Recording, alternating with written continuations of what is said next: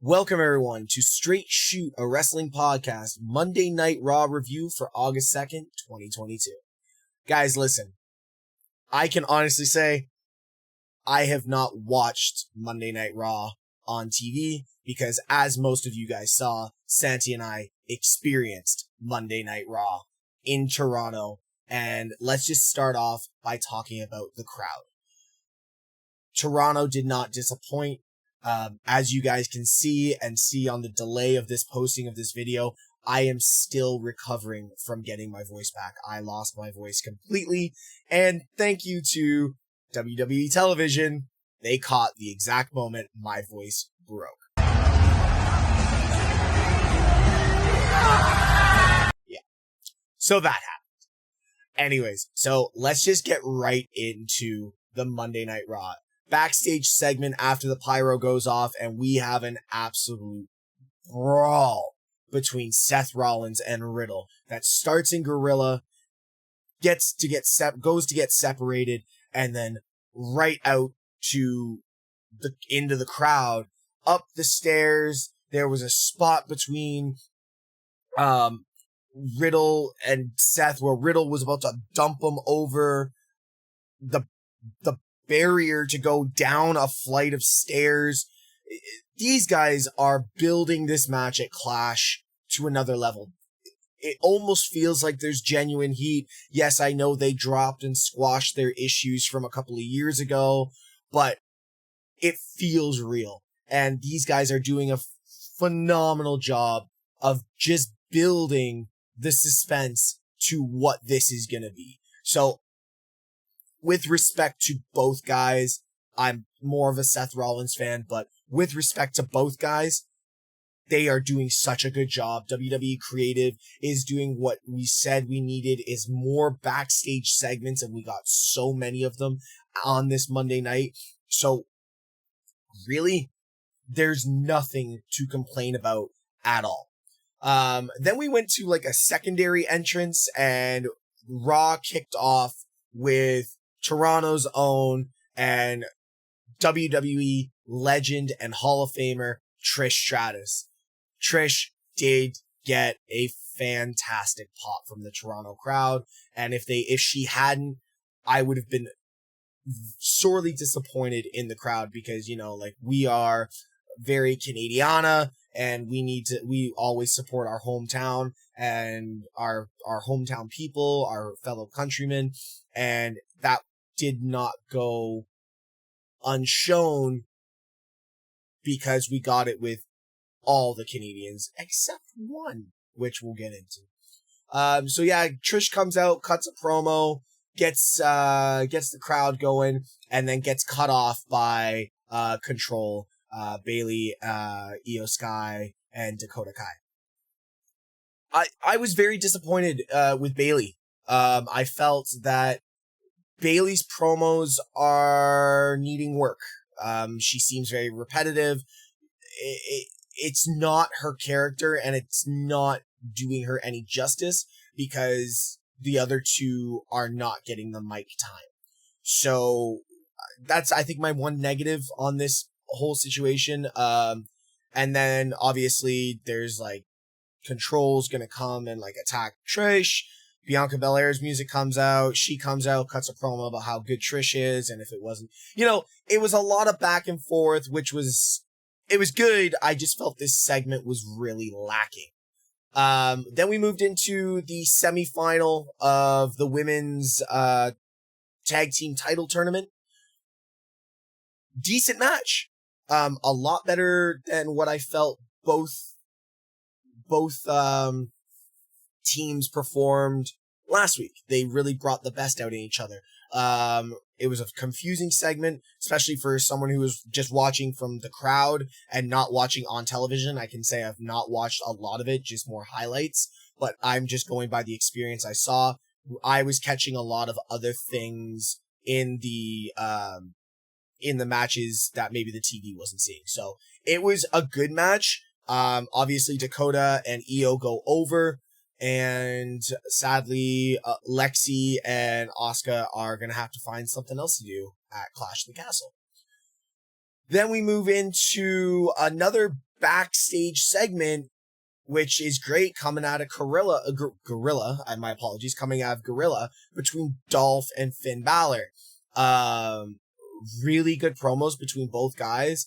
An absolute bitch slap to Finn Balor, followed up by Dolph calling Finn a bitch and to get out to the ring and get this done. Great segment, really good. But I think the whole talk is the new entrance music for Finn Balor in this situation. Wow. I'm happy about it. They kept his old music, and I don't know what the visuals are like on Raw, but what I saw, it looks really nice. Darker, very Judgment Day-esque. Sorry, I hate to say it, very Brood-esque, but still keeping Finn's character. So this was great. The match, these guys, I'm going to say, could have had match of the night. I felt that you know what? You put Finn Balor and Ziggler in a match together and give them 15 minutes, they're going to do great things. And they did. That's all I'm going to say. Finn Balor comes up with the victory, and picks up a head of steam going into, the final Raw to Clash of the Castle. Then the segment that I feel was not needed. I don't think she's ready for it, and it doesn't make sense. We had another backstage segment with Control, and they were running in to Aliyah. Aliyah being a Toronto girl, they brought her over from SmackDown. Listen, we'll get to this. It was just not a very good backstage segment. Obviously, Trish coming out to protect her and all this kind of stuff. I was like, okay, yay, whatever. The segment, and I will say the match of the night. Alpha Academy coming out and creating an open challenge. Listen, we all knew where this was going. First off, Chad Gable is so good at bringing heat. Chad Gable draws heat, and he draws the correct kind of heat, and I love it. The man is so underappreciated and so underrecognized. Acknowledge this man, because Chad Gable is doing some of the best work he has ever done in this business, and he's doing it in the goofiest way. It's so good. But the best part about this is the pop. A lot of people say Edge got pop of the night, or another returning star that we'll get to got pop of the night. I'm going to say Kevin Owens was up there with top two. Kevin Owens got a pop, and it was so good. And then they went on to put on a amazing match. The power bombs, the spots on the outside of the ring, on the apron, even like Chad Gable giving like a flip over to Owens and him landing flat back on the side of the apron. Some heavy spots with Otis. I heard Corey Graves and Byron Saxton, because I had to watch this match back. The commentary for this was so good. Kevin Owens coming out as his prize fighter, NXT gear. This was my A+ match of the night. I've looked online and I'm seeing B's, B+. Guys, this was an A+ match, and the crowd made it that. So then we get to, the Bayley Aaliyah match. I don't think a lot of people in Toronto, of course, big wrestling star or fans, real wrestling, we're not real wrestling fans. So let me reset this. Wrestling fans that follow in extreme detail knew Aliyah was from Toronto. I didn't know why she was brought over from SmackDown. I'm sorry, I don't feel you fit or are at that quality to be brought over just to get that hometown pop. And guess what? It did not go over well. I have a feeling from what I've heard on Raw and what I heard in the building, Aliyah got booed out of this building. And I felt so bad for her, but I was also one of the ones booing because I was cheering for Bayley. Because this was like the first time I got to see Bayley perform in person since she's become a heel. So for me, I was more excited for Bayley. I was booing Aaliyah out of this building. And there was pops for Bayley. A lot of big pops for Bayley. Match, on the other hand, the match was not good. Not good. It was sloppy. It was sketchy. I just want to blow past this because I don't want to talk that negatively about Aliyah, nor do I want to talk negatively about Bayley, because I feel like I've just talked bad about Bayley this whole episode. Listen, a couple of guys that I feel are very underappreciated right now for the work that they're doing in the business is Ciampa, Miz, Bobby Lashley, and AJ Styles. All of these guys got. Let's, again, shout out to the Toronto crowd. I think everyone was just excited to finally get a Raw after so long in the Triple H era. These guys got pops. Everyone got pops. Ciampa, Miz got respected. It was, so good. And the match didn't disappoint. This match, guys, I don't know what it looked like on TV because I was distracted through the match and with everything else going around ringside, because obviously you see things developing. This was hard to keep track of. But everything that I did see of this match, it was so good. It is so sad that it had to end in a DQ, but we're not disappointed that this match ended the way it did. First off, I was looking the wrong way. Okay? Dead serious. I was not looking at the right thing. They set up that decoy runner, and Santi and I saw the decoy runner. So I'm looking this way, and I guess Dexter came out a different way, and I'm not too sure how he did, but some guy tries to jump the barricade, gets pulled back by security, and then they're dealing with that, and then Miz is just sitting there laughing, and Dexter pops up behind him and drags Miz out into the abyss of the Scotiabank Arena. Dexter has been back for 3 weeks, and I know Dexter is a man of very few words, but this man has not said one word and is probably the most over thing going on in WWE right now. There's a lot of good things going on right now, but this was top draw, and it was so good. Triple H, don't stop. Keep going. Now, top of the hour. Pop of the night. I will say this, Santi and I had an hour and 45-minute drive to the arena. I called this. I will take it. I called this. Music hits. We're like, whose music is this? And then you see the winky face, and he's changed the logo deliberately with the heart. Obviously, for reasons. But then you see Gargano as Rebel Heart hits. And Toronto marked out. And as you guys saw at the clip I put in the video at the start of this, talking about my voice, I lost my voice on this part. Oh my God. Johnny fucking Gargano is back in WWE. And if you are not excited about this, I don't know what to tell you.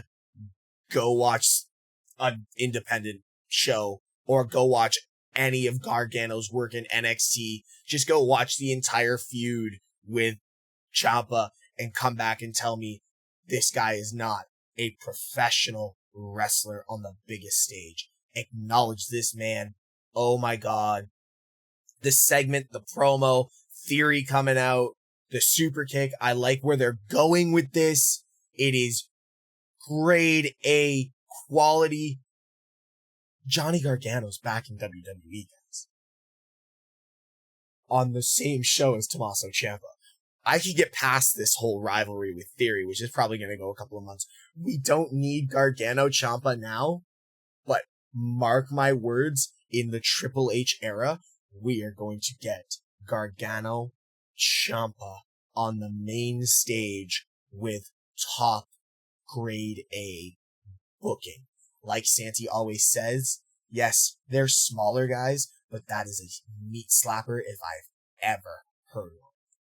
All right, finally, we get to the main event. The hometown boy. The rated R, and I can't do it, superstar Edge returns to Toronto to a pop that I don't think I have actually experienced since seeing Austin at a house show in the 90s. It was that good. Welcome home, Edge. The Toronto crowd did not disappoint, and Edge, you did not disappoint the Toronto crowd. We got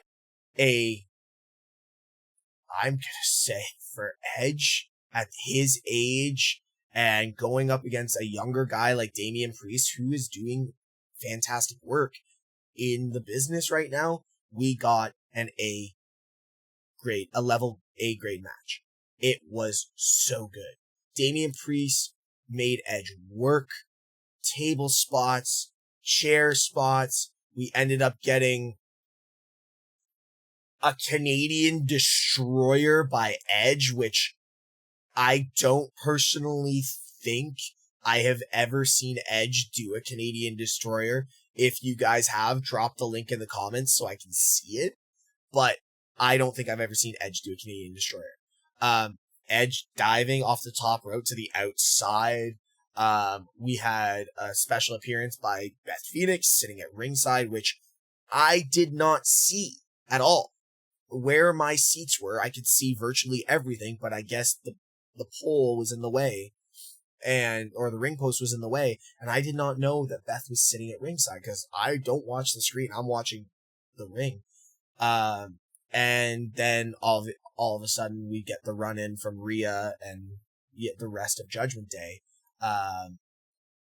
which I thought was awesome because, the match ends. The match did end with the Canadian Destroyer, the spear, and then the 1, 2, 3, Edge gets the victory, and then there's the run-in from Judgment Day when Edge is about to put a concerto down on Priest, which I think that's long-term storytelling that WWE is giving us, that I think Edge is going to start picking off Judgment Day one by one, which is going to be phenomenal. No pun intended. Nice tribute, by the way, to Edge with the Hitman gear. That was awesome. And then obviously Judgment Day runs in. They're about to hit Edge with the mouth bar from the chair, and Beth Phoenix runs in, picks up the chair, and has got a standoff with Rhea Ripley. This was great. This was so good. A+ booking all the way across. This entire show, I have to go watch it back from start to finish, but I needed to get this review up, so I just wanted to do the review as somebody was there. And once again, I apologize for my voice. If you guys have also not looked or looked it up on Twitter or YouTube, Edge did cut a promo at the end of the show where he did mention that this is going to be his second last Raw in Toronto. He plans on retiring next year, this time on Monday night in Toronto. So we'll see what happens with that. Maybe it won't happen, but it's one of those ones where you're like, okay, you understand that this is a thing now. We are getting to the end of an era with Edge, and he's going to do what he needs to do to perform to his top level, but we're coming to the end. And that's sad, but also, like, we know that all good things have to eventually come to an end. Okay, to the rating. Maybe it's the emotion, because there was some stuff on Monday Night Raw this week that was not fantastic, but there was also amazing stuff. So it was either like a B- or an A+ for me. I am going to give this episode a 8.8 out of 10. I need something special to get into the nines, guys. I was going to go with a 9-1, but I had to take the emotion out of it. because it was Toronto and it was a show I and Santi and I had come to. Welcome back, Johnny Gargano. I cannot wait to see you in the ring. Thank you, WWE, for putting on and respecting Toronto and making us give back to you what you gave to us. Guys, let me know in the comments what you loved, what you hated, if you saw us, what your rating is, and do not forget to go check out our new merch. I've dropped the link in the the subject line below. People are already showing us online that they've purchased it and how good it is. I can't wait, and I will see you this week for a new episode of the podcast coming up on Friday. Guys, take care of yourselves. Be good people.